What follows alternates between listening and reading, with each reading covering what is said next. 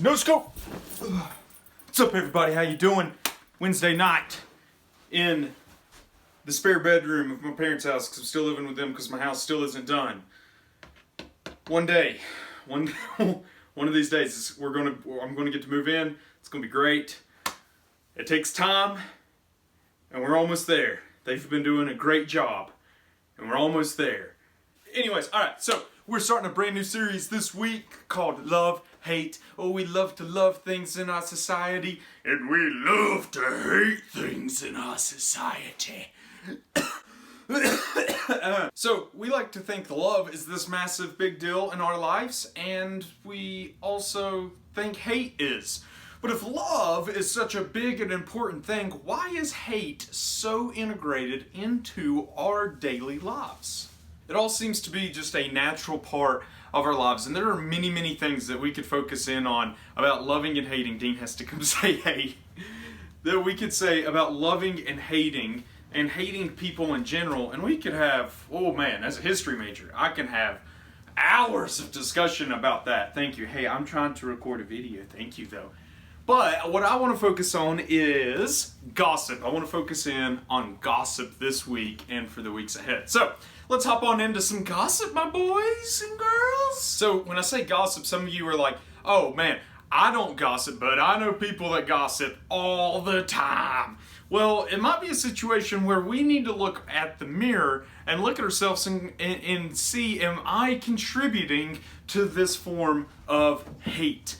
And I think a lot of times we fall into that. We are really susceptible to falling into the hate talk of gossip and adding to it. Listen, it's pretty easy to get stuck in or drug into trash talking or different things. And that can come from like 1.5 million different things. Like, it could be easy bonding, like you meet someone new and you want to be friends with them and they're like, oh man, did you see her the other day? I heard she made a C on her Zoom exam. Oh, yeah, I heard that too, man. You know, that was a stupid example, but you get my point. We think it can help friendships grow faster. A lot of times people gossip due to insecurities that they have. You may think it's fun to talk about other people or trash talk other people with friends. We have so many reasons why we gossip, and we just want to look into that and do some self-evaluation right now on how much gossip do we really do. Now, I want to make this clear. Gossip is not a middle school or high school thing. It is a people thing. Everyone gossips. There are 99-year-old people that gossip. Everyone does it. It's not just because you're in high school or you're immature. It is a habit that so many of us get into. Here's the thing, since gossip is a people thing, isn't it true that gossip is like a part of everyday life for so many of us and so much of our society?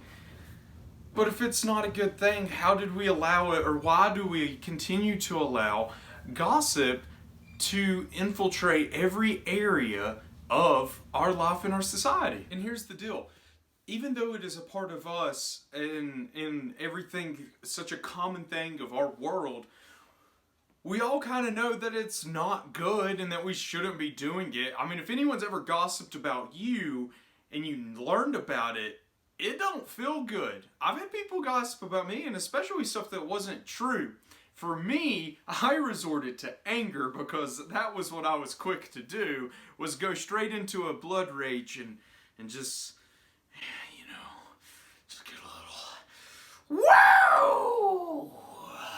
We're going to look in, even though this is a part of all our lives, and it's a part of our culture that loves to hate on things. I used to love to hate on LeBron James, but I've come to terms with it. I have no reason to not like LeBron James, but that's besides the point right now, okay?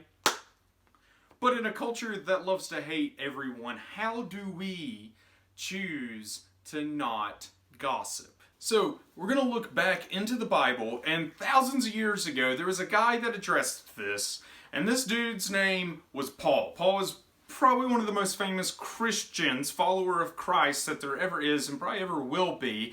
But Paul wrote an entire book which is the book of Ephesians, and he wrote this to Ephesus, and in Ephesus, oh my gosh. You know, when you have a slight speech impediment and you have to speak biblical terms, it's really bad. So this city was very diverse, very robust, had many different cultures, many different people, many different class systems. You get the point. And what does this sound like? It really sounds like America, doesn't it? We all have ancestors that came from different places, and they call America a melting pot of culture and ethnicity. And this is what Paul's writing to. So it's kind of like if Paul was writing this letter to modern day America. So I want you to think about this. There are plenty of differences in America. And those differences are like fuel on a fire for gossip and speaking hateful things. That ranges from politics to races to opinions on food even. I mean, we have some stupid opinion about everything in America. And listen, I fall into this all the time. For the longest time, I thought Apple was stupid. And now literally everything I own is Apple. Yeah, you know, we just have dumb opinions because we're kind of dumb sometimes. But that's beside the point. I want you guys to realize Paul is writing this.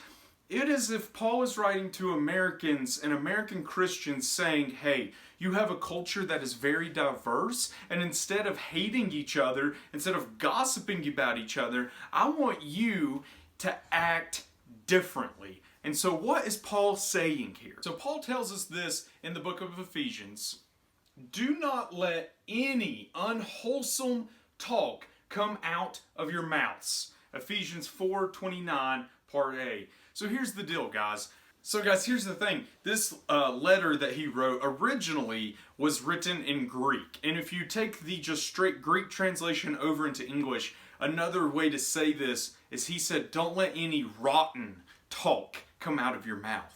Like, think of just like rotting vegetables, and that is what your words are visually. A big old pile of rotten veggies with mold and maggots and just a bunch of nastiness growing all inside of it. And here's the deal. This is what Paul used, that trash talking rots our friendships. It rots our relationships. And it rots your ability to get to share the gospel if you're a Christian to other Christ followers. You kind of are ruining your witness when you're like, oh man, Jesus, it's great. Jesus tells us to love everyone, and I just love everyone. Did you see Sally? I can't believe she would do such a thing. You're like, right, like it totally just rots and decays that, and that's not what we're supposed to do. And now here, we're talking about how it rots things around us. This is great. Jesus tells us this, and this is, I want you all to focus in. This is something this is a scripture to meditate on, guys. Jesus tells us this. It is not, it's not what goes into your body that defiles you. You are defiled by what comes from your heart. And that's in Mark 7:15. I can't speak today. Guys, Jesus tells us it's not what we put in. And think about this. In American culture, we spend a lot of time and a lot of money focusing on what goes into our bodies, okay? We have 20 different types of mineral waters, but we don't focus on what's inside and what's coming out. And that, what Jesus tells us, that is what rots. That is what rots you, is what is coming from your heart. And see, and here, guys, it's not so much about the words that you are actually saying that are bad. It's the motivations behind those words. Let's see what Paul has to say, continuing in Ephesians. Paul tells us, do not let any unwholesome talk come out of your mouths. And here we go. But only what is helpful for building others up according to their needs, that it may benefit those who listen. Wow. We should be building each other up. How many times have you this week said something negative about someone else? Or have you built anyone up? Maybe you've not said anything bad to anyone, but has your talk been helpful? And that's a question to ask yourself. Is my talk, my speech, my motivations behind what I'm saying helpful to the person that I'm talking to? See, when it comes to your conversations, it's really not about what to say, what not to say, and worry about it and have anxiety over it. but it's really about what do you want to be all about. Do you want to be someone that, like Christ says, that builds someone up, that is there, that is loving to your neighbor, to your friends, to everyone around you? Or are you going to be a hater? Are you just going to be somebody that just trashes on and tears people down? Jesus tells us in Mark that what comes from the heart is what rots us if it's bad. We have a choice. That's the good news. We have the choice to be all about love.